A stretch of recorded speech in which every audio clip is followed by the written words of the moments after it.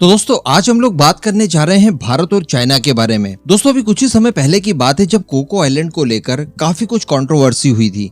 Cocoa island वो जो कि भारत के आइलैंड अंडमान एंड निकोबार के सबसे करीब का आइलैंड है और इसके ऊपर इस समय म्यांमार का ऑफिशियल अधिकार है। और बताया ये जा रहा है, कुछ सैटेलाइट इमेजेस वायरल हुई थी पहले कि कोको आइलैंड के ऊपर कई सारे इंफ्रास्ट्रक्चर बनाए जा रहे हैं और इसे एक मिलिट्री बेस में कन्वर्ट किया जा रहा है और ये संभवतः चाइना द्वारा किया जा रहा है, यानी म्यांमार की खराब परिस्थिति का फायदा उठाकर इस आइलैंड को चाइना द्वारा हड़प लिया गया होगा और अब भारत की घेराबंदी करने के लिए, भारत के और नजदीक पहुंचने के लिए इस आइलैंड के ऊपर काम शुरू कर दिया गया है चाइना के द्वारा। अब अगर ऐसा है तो ये भारत के लिए बहुत ज्यादा समस्या का विषय है, क्योंकि अंडमान एंड निकोबार भारत के लिए काफी ज्यादा जरूरी है सुरक्षात्मक मामलों को लेकर। और सबसे बड़ी बात कि इसके पास जो स्ट्रेट ऑफ मलक्का है, ये यहाँ पर आप देख सकते हैं मैप में, ये चाइना का व्यापारिक मार्ग है। अगर इसे ब्लॉक करना है तो इन फ्यूचर हमें अंडमान एंड निकोबार से ही हमारी नेवी को तैयार करके इस एरिया में डिप्लॉय करना होगा, जहां से हम लोग चाइना का पूरा रास्ता ब्लॉक कर सकते हैं और चाइना को अपने अधिकार क्षेत्र तक ही सीमित रख सकते हैं।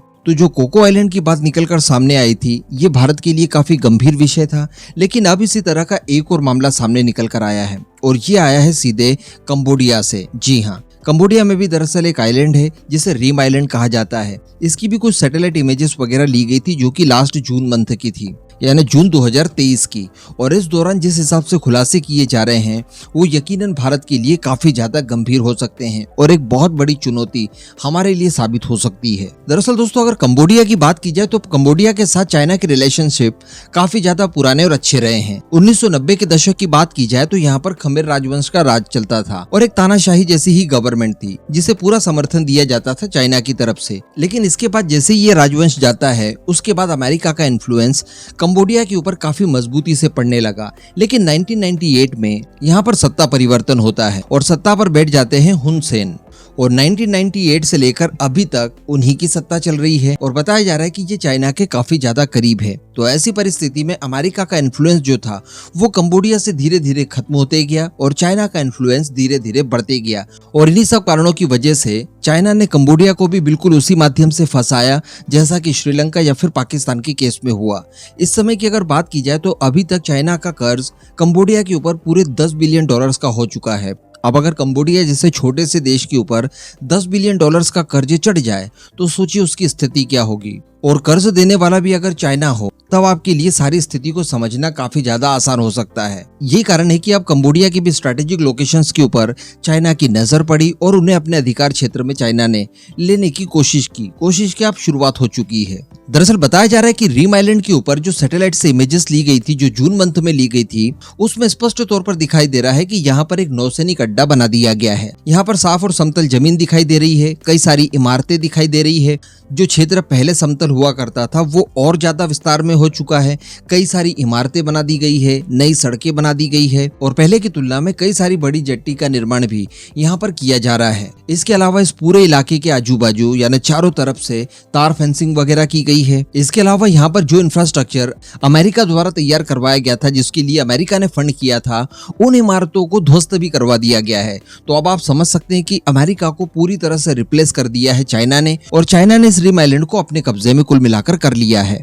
इसके अलावा बताया जा रहा है दोस्तों कि पिछले 18 महीनों में कंबोडिया के प्रधानमंत्री हुन सेन ने बेस के आसपास एयर डिफेंस सिस्टम, सामान्य कमांडर फैसिलिटी और नेवल रडार्स की एस्टेब्लिशमेंट के लिए 157 हेक्टेयर भूमि का आवंटन भी किया है। तो कहने का मतलब यहाँ पर पूरे साजो सामान के साथ चाइना आकर बैठ गया है। उसके रडार सिस्टम्स हैं, उसके एयर डिफेंस सिस्टम्स हैं, रनवे वगैरह बना दिए गए हैं, उनके सैनिकों को रहने के लिए बड़ी इमारतें बना दी गई है, पहुंचने के लिए सड़कें बना दी गई है। तो किसी तरह की यहाँ पर कोई कमी अब नहीं दिखाई दे रही है। अब आप सोच रहे होंगे कि ठीक है, अगर कंबोडिया में ये सारी चीजें करवा दी है चाइना द्वारा तो इससे भारत को क्या आपत्ति हो सकती है? अमेरिका को जरूर हो सकती है, क्योंकि पहले अमेरिका का दबदबा हुआ करता था, अमेरिका को अब चाइना ने रिप्लेस कर दिया है। तो फिर हमें क्या समस्या?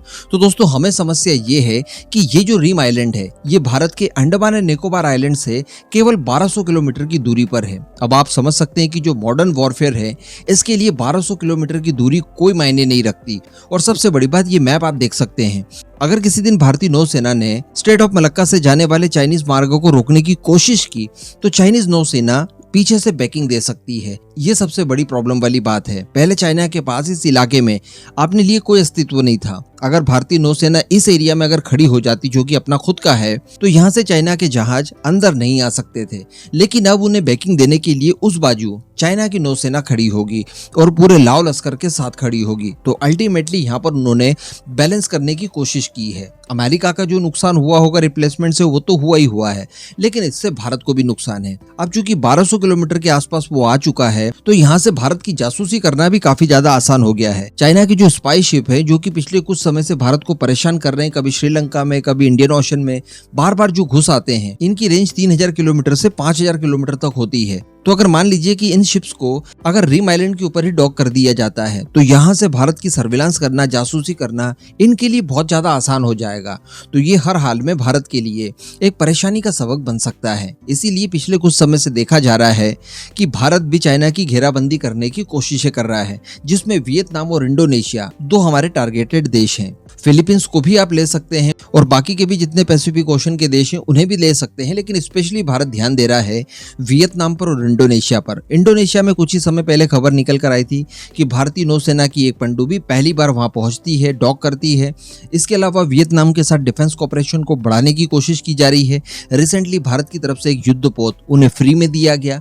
तो ये सारे वही कारण है कि अगर चाइना इस बाजू से भारत को घेरने की कोशिश करता है, तो उसके अल्टर के तौर पर भारत भी आसपास के इलाकों में डिप्लॉय रहे, ताकि वहां से फिर चाइना के ऊपर अटैक वगैरह किया जाए। तो हमारी जो तैयारी चल रही वो तो चल रही है, लेकिन चाइना की भी तैयारियां चल रही है और वो भारत की तैयारियों से काफी ज्यादा मजबूत है। इस पूरे मुद्दे पर अब आपका जो भी मानना हो नीचे कमेंट करके जरूर बताइएगा।